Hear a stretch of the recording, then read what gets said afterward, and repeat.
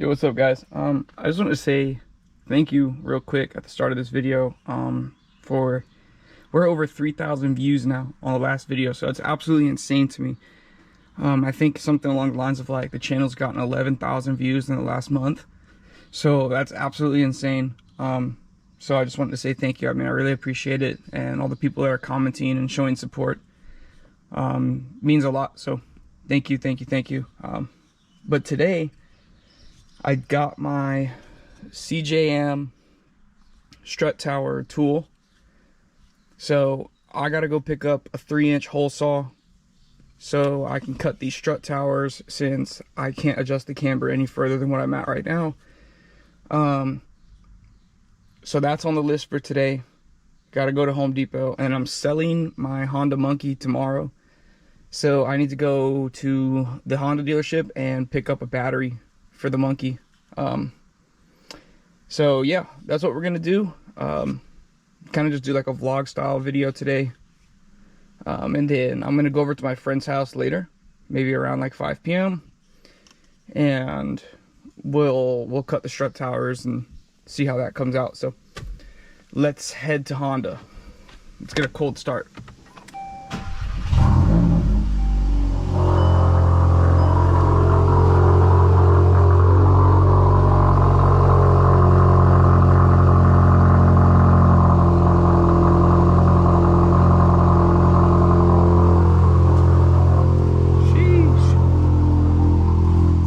Tech exhaust sounds crazy. All right, let's go. I briefly talked about it at the start of the last video, but basically the issue that I have is the rear's at -3.5. I have to have -3.5 to fit these wheels. So like when I fully air out. So there's really no option there to change that, and I like the way it looks regardless. 3.5 is not insane. The front left is at 2.3, and the front right is at 2.9. There's a 0.6 camber difference, and I can't adjust any more on the top hats. So that tells me two things. One is that I need to cut the strut towers in order to achieve the camber that I want, which is roughly 3.5 or 4 degrees in the front. But that also means that that 0.6 degree camber difference, the top hats are adjusted correctly, and they are at the same adjustment. So that means that my subframe is slightly off, which is actually pretty common for these cars. I've been talking to a few people and they've experienced something similar.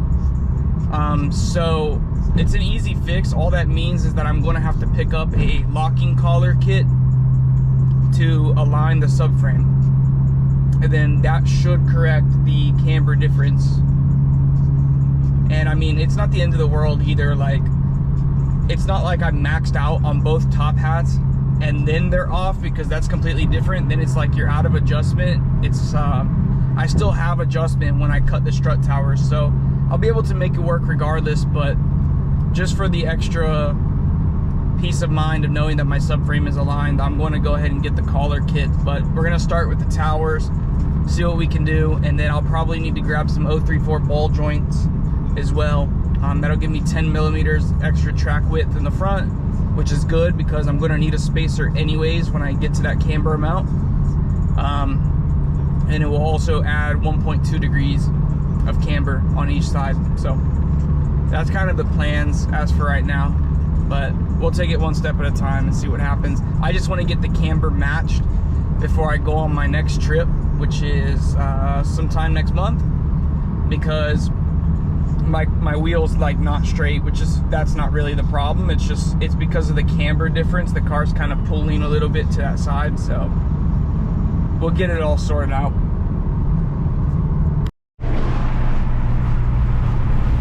Chattanooga traffic fucking sucks, man. This is so terrible. Like, there's no reason that it should be like this. Okay, buddy.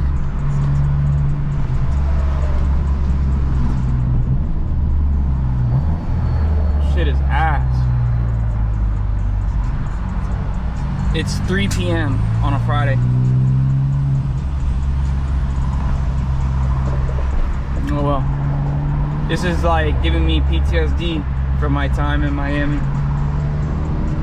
I would almost prefer Miami. If I'm gonna have the same amount of traffic, then why not just live in a better place than Tennessee? Oh well. We got the monkey battery. This tiny little fuck right here. So now we gotta go to Home Depot, get the hole saw. I'm gonna pick up my wife so she can go over to my friend's house with me and we'll cut the strut towers.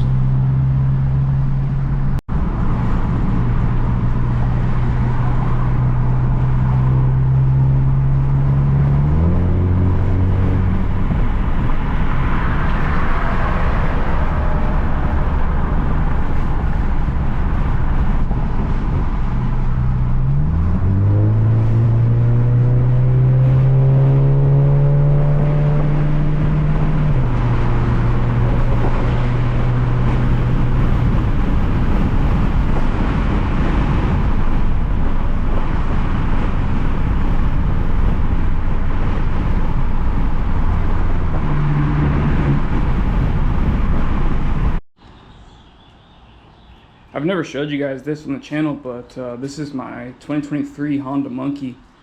Has a intake from my buddy Wayne at the speed shop, Terminioni exhaust. It's missing the heat shield. I'll put that back on, but other than that, tail tidy kit on the back. I really wanted a yellow Monkey, and I couldn't find one for the longest time. I was waiting for like a year. I used to have a slammed Grom with Ruckus suspension, so when this came up for sale, I just bought it and was like, maybe I'll keep it, maybe I won't. I thought I was gonna keep it honestly and like slam it, but I broke my tailbone like 2 years ago and I just ended up like not really riding it. So the guy's coming tomorrow to pick it up. So I guess if all goes to plan, you'll never see this again on the channel. But this thing, yeah, this thing's mint. It's freaking super dusty right now, but obviously it's never been dropped or anything. It's got like 500 miles on it, and the battery is completely dead. That's how long it's been sitting, so that's why I went to go get that, and the guy's paying for it, so doesn't cost me anything, which is cool. Appreciate that. But yeah, so let's throw a new battery in this thing and get it running again. This was the first time I had ever taken a seat off on this bike. That's how little I rode it in 2 years, but put that new battery in, got the old one right there, and now everything is working how it's supposed to.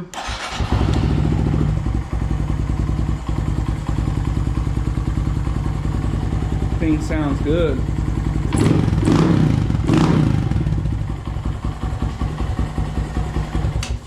I'm gonna miss it a little bit, but not really. I don't ride it, and it just kept having to sit back here, so I'll appreciate having the bit of extra space. Wait, my registration's expired. But I'll appreciate having the extra space. If anybody watching this video wants some like OEM Mark 8 SE wheels, let me know. I've got all types of shit here, to be honest, but got time to get rid of some things. So all right, y'all, I'm here at my boy Caesar's house. We're gonna do the strut towers now. Let me show you guys what I got from the store. So I got this arbor that the hole saw is gonna go on. This is a 3-inch hole saw. We're doing a 3-inch cut with the CJM guide tool.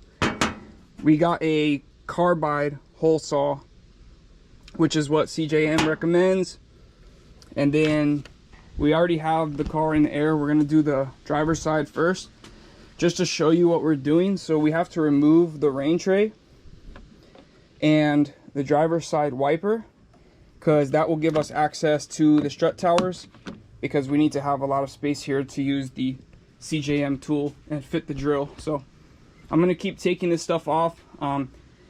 I'm not going to go through every single step on how to do it, because it's all included in the CJM guide when you buy the tool.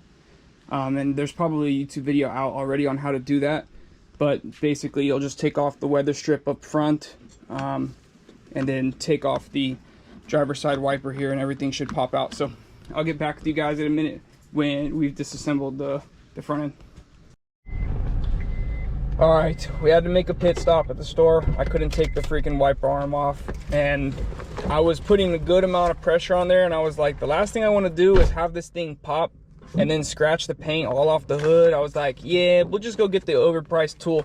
This tool was like $24. $24 for this is crazy. So this might be a use and return angle. But yeah, back to the house.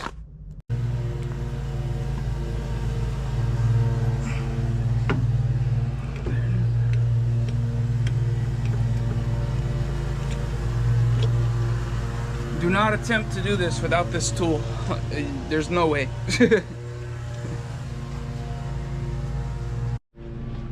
Okay, so I said I wasn't going to show you guys the specifics on how to do this, but I guess there's something that I should mention. So when you, on the Mark 8s, the CJM guide says to take off the clips that hold the rain tray onto the sheet metal here. I didn't have any clips. And then the second thing was, make sure you get the wiper arm removal tool. I got it from Advanced Auto Parts. It was like 20 bucks. You have to take off both wipers on the Mark 8. So make sure you go get that tool. It makes your life really, really, really easy. It didn't quite line up with the stud on the wiper arm, or the wiper motor rather. So you just left the nut on a little bit and then put the tool on the nut. And that's basically how I got it off. I needed a rag, and I filmed it. So make sure you get that. And you can see here why we're cutting the strut towers. Now pay attention, this strut tower is very close. This strut tower has more space, and this side has more camber. So that's why I mentioned that I think my subframe is shifted. So I'm going to get the subframe locking collars. However, for the meantime, we're gonna make this 3-inch cut, and that shows you about how big it's gonna be. It's basically gonna remove the entire dome here and leave a tiny lip. So when you're removing the rain tray, I know it looks like, be very careful with this. Just take your time, because if you break this, these things are expensive. And this plastic is very brittle. Of course, these are Mark 8s. These are brand new cars. You're not gonna have the same issues you'd have doing this on a car that's 15 years old. But what you do is you come right here, start at the passenger side. It was a little bit easier, and you just lift up. It sits in this little channel right here. So you lift straight up on the rain tray and just take your fingers and put a little pressure in the back. So now that that's done, then the next thing to do is we're gonna take off the wheel, and we're gonna lower the suspension so we can bolt in the CJM guide. All right, y'all, so we got the suspension dropped down, sway bar end link out, and we got the CJM guide bolted in and torqued down, so they're not going anywhere. And we got our 3-inch Milwaukee carbide hole saw. So let's see what happens.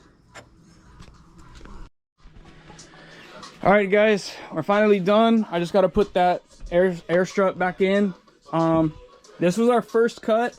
Kind of fucked up a little bit. Like, it's just a little rough around the edges. Functionally, everything is correct. It looks okay.